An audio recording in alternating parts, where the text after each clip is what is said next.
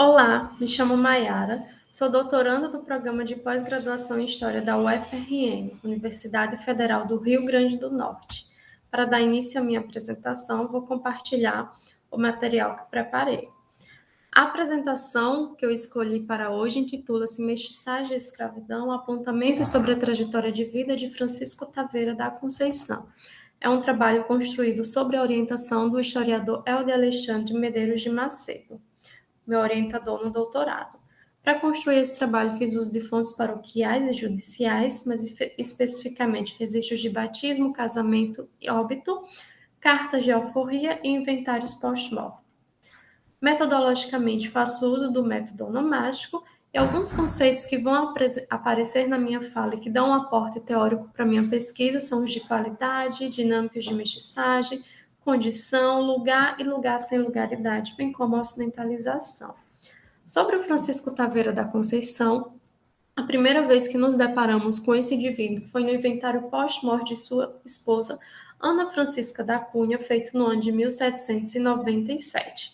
Da união entre Francisco Taveira e Ana Francisca, nasceram duas crianças, a Ana e a Maria e o João Batista Remígio, qualificado como pardo em seu registro de matrimônio. Nesse contexto, a família possuía os bens que estão listados nesta tabela. Nós destacamos escravos, gados e terras. Essa tríade, segundo o historiador Muriaqtan Kennedy de Macedo, era uma tríade que constituía o cabedal de mais de 79% das famílias habitantes na ribeira do Seridó, que tinha uma economia voltada para a pecuária, portanto, gado, terras e escravos, inclusive o número diminuto de cativos, porque não eram precisos muitos na atividade pecuarista, constitui uma característica das famílias que possuíam cabedal no espaço em que eu estudo. O Francisco Taveira certamente teve uma filha antes de casar-se com a Ana Francisca, uma vez que o mesmo compareceu ao casamento de Dionísia Maria da Conceição, qualificada como sua filha natural, nascida da relação que ele estabeleceu com Maria Cosma de Jesus. A Dionísia casou com Inácio Cordeiro Nunes e dessa relação nasceu uma criança, José, definida como José.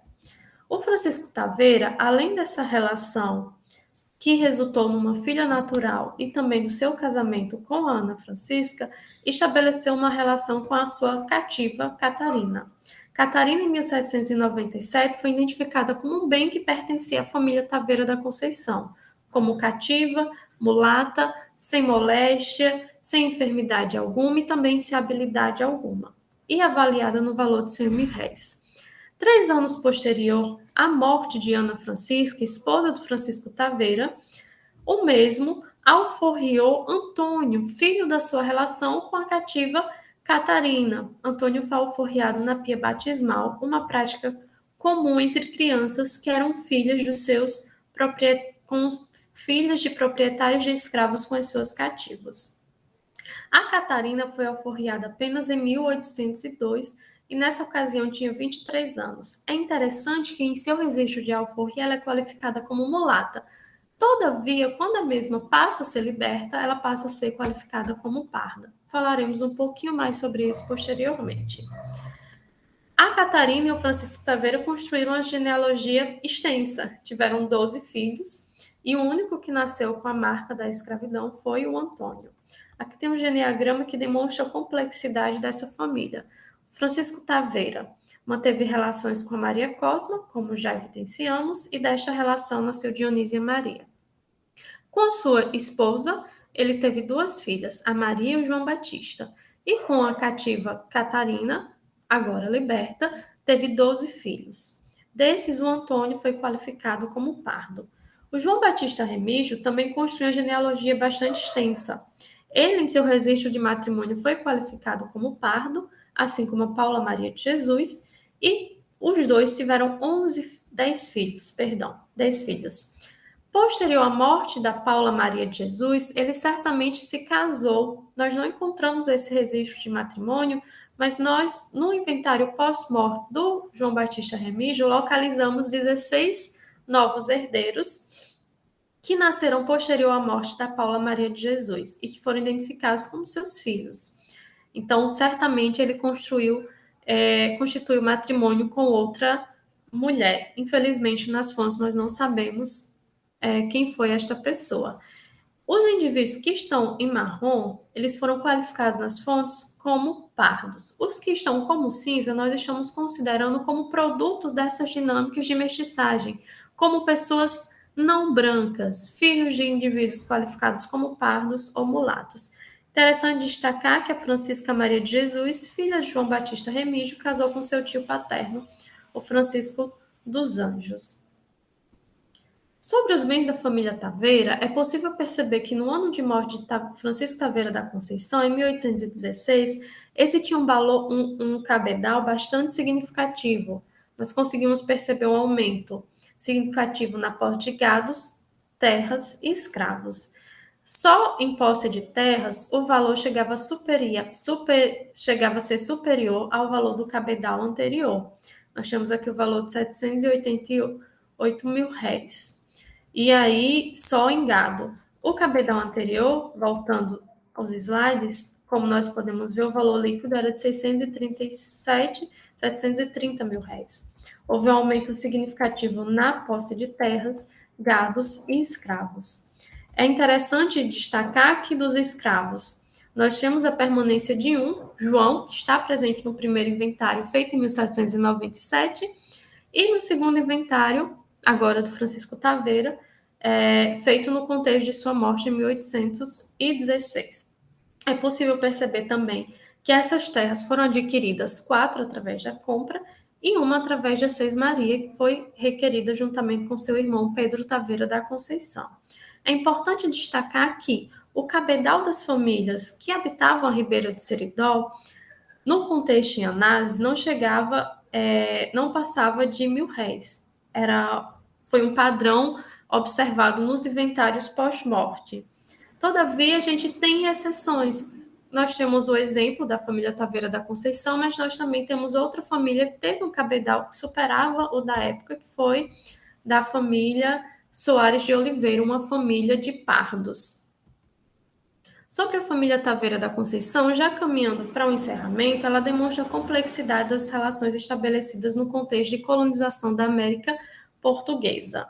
Nós temos uma família marcada pelas dinâmicas de mestiçagem que possuía relação com o mundo da escravidão. Não apenas porque o Francisco Taveira da Conceição tinha escravos, mas também porque este tinha um filho que foi cativo e chegou a estabelecer relações com a sua cativa. É interessante destacar que nós não sabemos a natureza dessa relação, o caráter violento dessa relação ou não. O Gilberto Freire, sociólogo, na obra clássica Casa Grande Senzala, falou de uma relação harmônica entre cativos e seus proprietários, algo que já foi criticado pela nossa historiografia e revisto.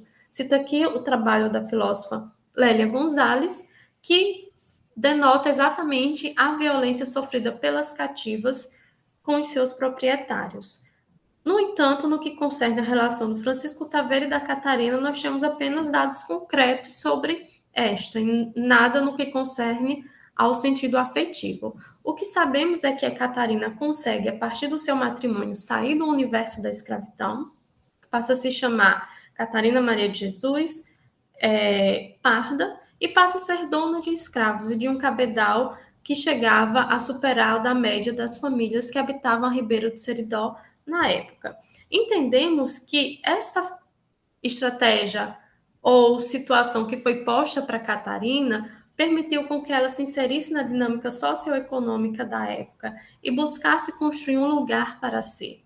Estamos trabalhando com o conceito de lugar a partir de um diálogo com o geógrafo humanista Edward Heath e a sua obra Place and Placeness, que constrói um diálogo interessantíssimo com a fenomenologia de Heidegger e essa tentativa do ser no mundo construir um lugar para si. Entendemos que, apesar do caráter violento da escravidão e de termos uma sociedade marcada pela desigualdade de qualidade e condição, alguns sujeitos conseguiram romper com a lógica da época e se inserir na dinâmica socioeconômica que estava posta, seja através de relações com pessoas brancas, sejam através de matrimônios, relações de parentesco consanguíneo ou espiritual, ou do acúmulo de cabedal.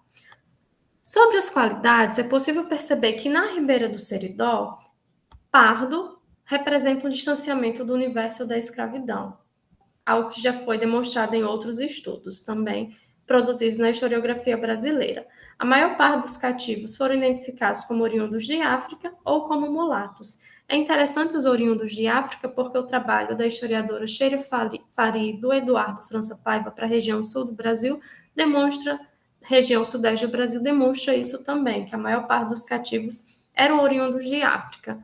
Sobre mulato, o Eduardo França Paiva, historiador, denota que é uma categoria muito parecida com a de pardo, no que concerne a inserção social. Mas para o espaço que nós analisamos na região nordeste do Brasil, Ribeira do Seridó, sertões da capitania do Rio Grande, mulato possui uma proximidade com o universo da escravidão, enquanto que pardo seria o inverso. Nós conseguimos registros semelhantes para os cativos. Aqui estão minhas referências. Agradeço a todos que irão assistir posteriormente esta apresentação.